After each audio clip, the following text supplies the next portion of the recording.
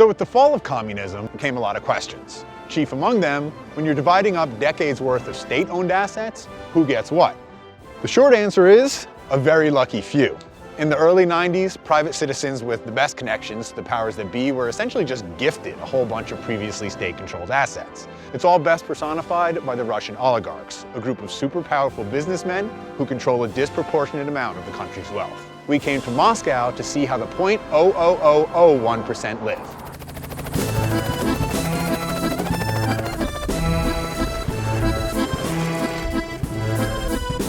So we're about to go meet Sergey, who we've heard really enjoys a life of real opulence. We've been flying over all this land, and you're like, okay, so when do we get to Sergey's place? And I'm like, this is Sergey's place. This entire fucking place is Sergey's. He owns pretty much the entire north of Russia. Sergey Vermenko is an oligarch thought to have had connections to both the Russian mob and the Putin government, who made his fortune through coal, metals, and later banking. His 26-year-old wife, Sophia, joined us for lunch. Приветствую вас здесь с радостью. Вы сейчас поймете, что жизнь бывает не только на североамериканском континенте, но и в России тоже люди живут, и живут, в общем-то, неплохо. Thank you so much for your hospitality. Cheers.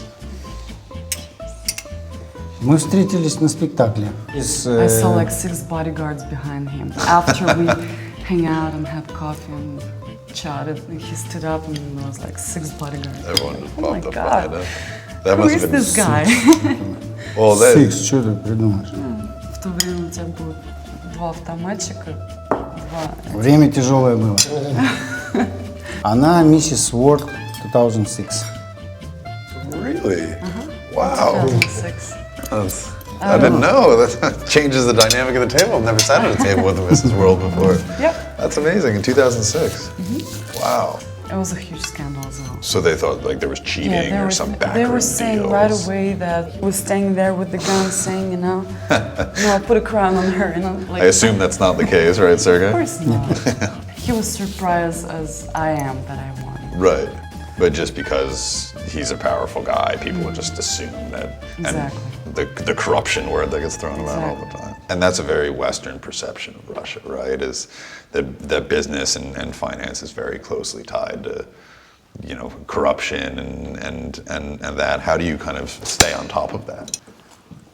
Это сложно. У нас тут, как сказал Путин, коррупция это наше, это все. Ну это везде так, но у нас надо особенно.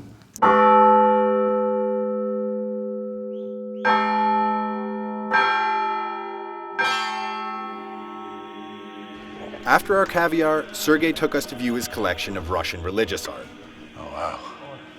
Valued at over $200 million, it's thought to be the largest in the world. So this is essentially 1/10 of Sergey's collection of icons, housed here at a private museum. Not at his main house, just at one of the country houses he has. He built a private museum, and it's stunning. Предел Спиридона Тремифунского. He's the favorite holy icon for the businessmen to pray to. Why is this the favorite of the businessman? Потому что он помогает. 2008 год мы постоянно молились, и мы смогли преодолеть кризис, хотя он очень тяжелый был. Сейчас едем в деревню, в тайгу, в дремучие леса на охоту. Это волки, медведи, рысь. Всех их там не убьем, но вот очень много зверей. Should I be concerned about the wolves and bears that we don't shoot? All right. All right. Vodka's the answer. Let's go with that.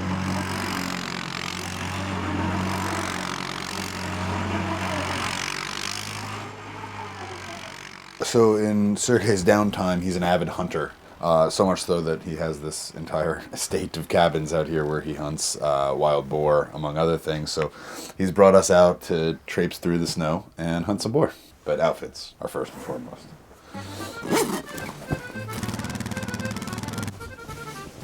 And by hunting, Sergey meant we'd be stationed in a heating hunting blind, while his bodyguard scattered bags of corn into a lit area that we'd fire into with a sniper rifle. Not exactly sportsmanlike, but a lot of fun. Это будет происходить так. Мы откроем вот это вот так, тихонько. Лету. Скажешь вот так. Значит, сейчас приблизится.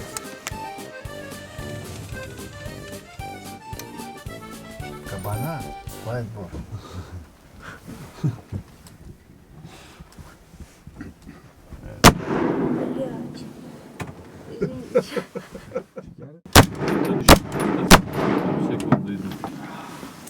Congratulations.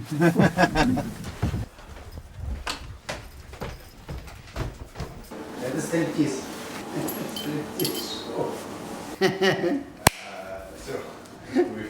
We've been up for 48 hours and we've been drinking vodka since 2 p.m. But Sergey says it's time to go to the sauna, so it's time to go to the sauna. We've got our hats, we've got our robes. Сейчас проверим, не стирается тату или нет от нашего веника. I don't know what that means, probably not good.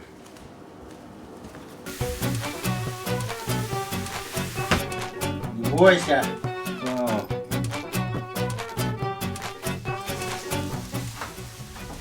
Я буду его парить сейчас. Парить по-русски. И начинается вот такая парка. Это же тяжкое преступление в Америке, налоги. Налоги у нас никто не платил. То есть была вольница. То есть так вот было. До того, как мы Путина избрали. The saying in the United States, Sergey, that it's not gay if it feels good. How have things changed? Obviously, you know, over the last 2 decades, Russia's undergone dramatic changes. Where do you see this going? Мы все равно медленно двигаемся, ну, к западу, к цивилизации. И рынок выравнивается, и уже денег бешеных нету. То есть все идет, ну, идет туда, куда должно идти.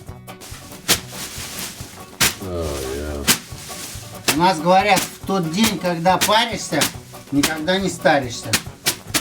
Так что сегодняшний день, Райан, ты можешь зачеркнуть назад. Really bad idea. И сам вот стараюсь, чтобы вот у меня люди работали и зарплаты получали. Ну, я, конечно, сожалею, что не все богатые в нашей стране.